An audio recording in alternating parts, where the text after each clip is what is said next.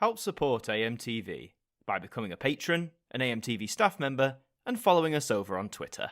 Hi there guys, it's Martyn here, and welcome back to another video. Now first off, apologies for the long delay in videos and the audio of this. I'm recording this not at home, not in my usual setup. I have actually been on holiday. I had the pleasure to go to New York City over in America. I had a fantastic time, did all the touristy things, lots of fantastic experiences that I wouldn't change for the world. I had a great time, but I'm back on the grind, as I say, not quite in my usual setup just yet, so I'm just recording this off my laptop, so if the audio sounds a bit different, then I do apologise. But I'm hopping on because I wanted to talk about an article that I saw on the BBC recently that is paints quite a gloomy picture for traditional television, or linear TV as we call it, and it is from the BBC themselves, and it says UK traditional TV viewing sees record decline. This is a report that has come from Ofcom, and it says traditional TV viewing in the UK has seen its sharpest ever decline over the past year. The Broadcasting Watchdog's annual report into viewing and listening habits showed the proportion of people who tune in each week was down from 83% in 2021 to 79% in 2022. It says Media Nation's 2023, released on Thursday, suggested older audiences are also switching off at the fastest rate, and that might sound quite alarming because, up until this point, a lot of people would say, traditional or linear TV was mainly being used by older audiences, those who weren't too familiar or as acquainted with things such as streaming or other newer digital-based services, if that makes sense. So that was always the argument, but it seems they're turning away. I have noticed as well more older audience members, either those that I know or friends of mine who have older audiences in their home. They've saying they're getting the hang of the streaming thing, or streaming's becoming more accessible to them thanks to things like smart TVs and things like that. BBC One continues to have the highest weekly reach of all TV channels, 58%. That's not really a surprise to me. BBC One has been, well, it's the oldest television channel in the UK. It's had the longest time to build up its viewer base. It also has the, BBC News updates at, like 1 o'clock, 6 o'clock, 10 o'clock, and that is still, I think, the most watched television news source here in the UK, so it doesn't surprise me at all that BBC One still ranks as the highest there. A BBC spokesperson said, whilst long-term trends show traditional viewing and listening forms are declining over time, we are seeing record growth for our digital services, with BBC iPlayer streams up 11% on last year, and BBC Sound plays up from the same period last year. So while the way audiences are consuming content is changing, the BBC is leading the response to this, making us well placed for the future, which I guess that is the silver lining. The BBC has been vocal for a few years now, saying it is placing a lot more emphasis on its digital services. I remember when BBC Sounds first launched, and a lot of people, they were skeptical. They were unsure whether this sort of idea could work for the BBC, but it hasn't. It seems to be going from strength to strength. Same with the iPlayer. We forget the iPlayer is over 15 years old now, but that continues to be a great source to catch up on BBC programmes or even watch live as well. And again, thanks to things like smart TVs, the accessibility of the iPlayer has only continued to increase. There's a fun little graphic here as well, which outlines the most watched programmes in the UK in 2022, and there's some familiar things here. Starting from the bottom, you have The Thief, His Wife and the Canoe with just over 10 million, Strictly Come Dancing has 10.7 million, Trigger Point has 10.9, the Women's Euro 2022, the final in which the England team won, of course, that got 11.2 million, Happy New Year Live, which, obviously that brings in the new year, a lot of people do have the telly switched on, that had 11.3, The Tourist, which was a drama, nice to see a drama so high there with 11.4 million, I'm a Celebrity, Get Me Out of Here, still a popular contender for ITV, that had 12.5 million. The Queen's Platinum Jubilee, again, big national event, 13.2. The State Funeral of Queen Elizabeth, it says part 2 there. I didn't really watch the funeral, so I couldn't tell you what part was what. But anyway, that had the same viewership as the Jubilee at its peak. And number 1 is the World Cup with England versus France, the quarter-final, which had 16.1 million tuning in. So those are still some pretty big numbers, for traditional TV viewing, very impressive. It's nice to see that all of the top 10 programs here did achieve over 10 million, which has always been, historically perceived as a high benchmark in traditional television ever since, like the 50s and 60s. Continuing on, it says BBC One's figure is still 12% lower than in 2017, as more people leave the telly turned off in favour of streaming shows online on other more modern devices like laptops, tablets and smartphones. I know a lot of people who still access those services on the TV, but I guess those other devices come into play too. A similar decline, the report showed, is evident in the average time that viewers spend watching TV every day, which is down 12% from 2 hours 59 minutes in 2021 to 2 hours and 38 minutes in 2022. So that's a full 21-minute reduction there. And for the first time, there appears to be a significant decline, it says, in the average daily broadcast TV viewing among what it quotes as core older audiences, which are aged 65 or more. These are people who have had television, for decades now, and for the longest time that was the primary and only source of consuming entertainment, like dramas, comedies, game shows, etc. But there's been a big decline. For the first time, it says they're switching off as well. Older viewers may now be more likely to take up streaming services alongside broadcast TV. Ofcom data suggests that the proportion of online over 64s using Disney Plus, for example, increased from 7% in early 2022 to 12% in early 2023, although the figures for Netflix, 43%, and Amazon Prime Video, 37%, were stable compared with the previous year. So Disney Plus has seen an uptick. Maybe this gradual rise in the older audiences accepting digital services is going to be a very, slow build over time.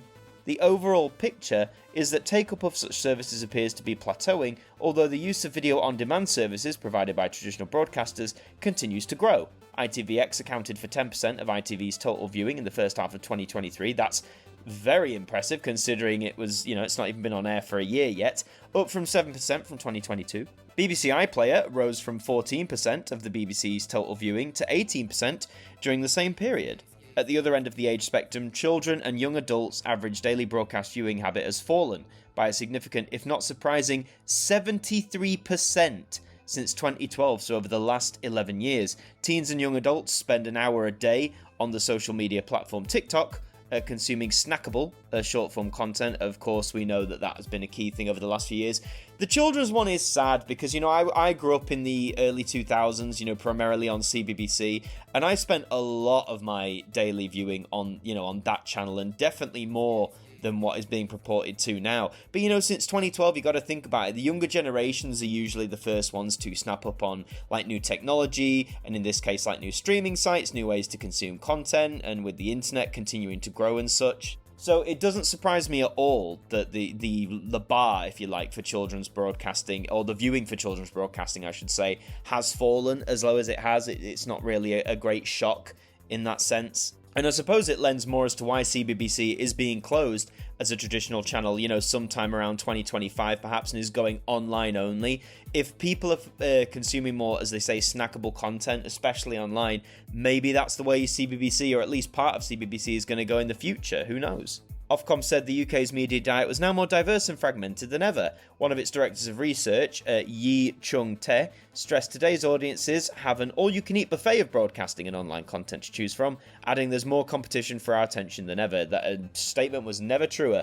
Our traditional broadcasters are seeing steep declines in viewing to their scheduled live programmes, including among typically loyal older audiences, and soaps and news programmes don't have the mass audience pulling power they once had. Again, that is a true statement. You only have to look at soaps such as EastEnders, which, at its peak back in the 80s, 90s was pulling well over 10. We're talking 20, maybe even 30 million viewers. Now, pulls in sort of 2, if it's lucky, 3 million at its peak. But despite this, the analyst continues, the public service broadcasters are still unrivaled in bringing the nation together at important cultural and sporting moments, whilst their on-demand players are seeing positive growth as they digitise their services to meet audience needs, which is the only thing these broadcasters can do. The BBC, ITV, etc., by continuing to invest in those services, so the iPlayer, ITVX, channel, well, I was going to say All 4 then, but it's just called Channel 4 now, all that sort of stuff. As the world continues to go more digital with television content and consuming that content, it only makes sense to further that investment. And they are reaping the rewards. As it says, the growth is there. It says also notable in the report is the fact that the number of TV programs pulling in 4 million viewers or more has halved since 2014. Has halved. We'll touch on that in a sec. It says public service broadcasters such as the BBC, ITV, Channel 4 still dominated the most watched list due to their coverage of valued national TV moments. And that's one thing these broadcasters have the edge over the streaming platforms always. When it comes to things like, World Cup games or big sporting events, the Olympics, etc. Or, in this case, whether you're a royalist or not, the coverage of royalty, the Queen's Jubilee, the Queen's death, that attracted mass national attention, and that's what gives these broadcasters the edge. Let's just touch on that the number of TV programs pulling in 4 million viewers or more has halved since 2014. That is staggering. In just under 10 years, the bar is, considerably lower.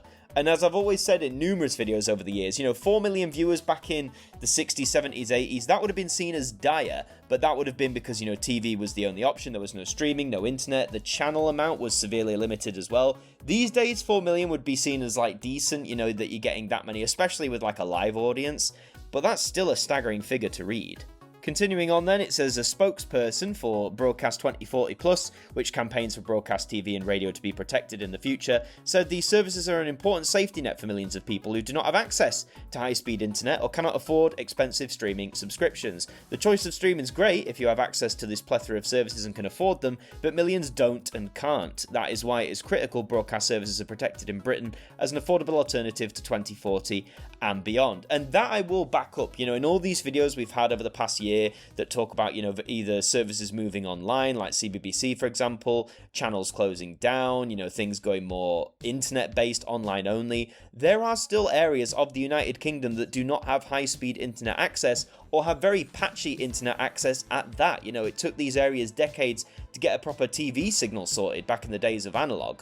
So, for those who don't have the best internet, traditional TV channels like the BBC, ITV, Channel 4, etc., it's true, they are the safety net, they are the lifeline here. And, for all those saying we just need to go fully internet-based or digital-based or whatever, until we can provide the UK with, this flawless high-speed internet nationwide, all territories, I'd argue a case for traditional broadcast TV continues to exist. It says it was a tough year financially for the broadcast industry, we've touched on that too. Channels which rely primarily on income from advertising. The downturn in the UK economy in the last half of 2022 saw them face revenue declines. The likes of ITV, Channel 4 and Channel 5 collectively generated 97 million less than in 2021, that's a staggering figure. In fact, spending on all genres across TV fell by 5%, except for news that is, with newly launched channels such as Talk TV and GB News contributing to news programming investment reaching its highest levels at 189 million in 2022, which is up by 42% of the previous high of 134 million in 2021. The thing about news is news investment. Some would say these new ones are popping up so they can offer or represent the opinions of those that don't get shown on television. Some would argue GB News, Talk TV. Some would argue that these, lean more towards one direction than the other, and that's why they've launched. That's why they're trying to cater to those audiences. I also think, with the rise of podcasts over the last 10 years or so, some honestly do attribute news broadcasts to podcasts where you can stick it on in the background, just listen to it casually. So I'd argue that's a big reason too. Unlike its audio-visual TV cousin, radio continued to prove popular, with 88% of people tuning in for an average of 20 hours each week across various formats. Commercial radio took a 51.4% share of the audience in the first quarter of the year, moving it 5 percentage points ahead of the BBC. I don't know if that's the first time that's happened, but that's still a momentous thing considering the vast nature of BBC's radio network. It touches more on, about, again, like I mentioned, podcasts and music streaming, stuff like that. But the meat and potatoes we're talking about here is television. Maybe we'll cover radio another time. There's some analysis as well to follow up by David Silito, who's the media and arts correspondent, or one of them for the BBC. And, he touches on many of the points that's addressed. He mentions that 10 years ago, the average evening audience sitting down to watch the evening schedule at around 9 p.m. was around 20 to 24 million people. But these days, on a summer Saturday, the number is getting close to half of that. So 10 years ago, 2013, it's a big drop, but it does correlate with the mass uptick of things like Netflix, of Amazon Prime Video, Disney Plus, etc. He says that outside of the big networks, the top shows are often repeats of Heartbeat or Last of the Summer Wine, which is hilarious really. Bargain Hunt is a rating success, but when you look at its 1.6 million regular viewers, it often shows that the number of 16 to 34-year-olds tuning in is 0.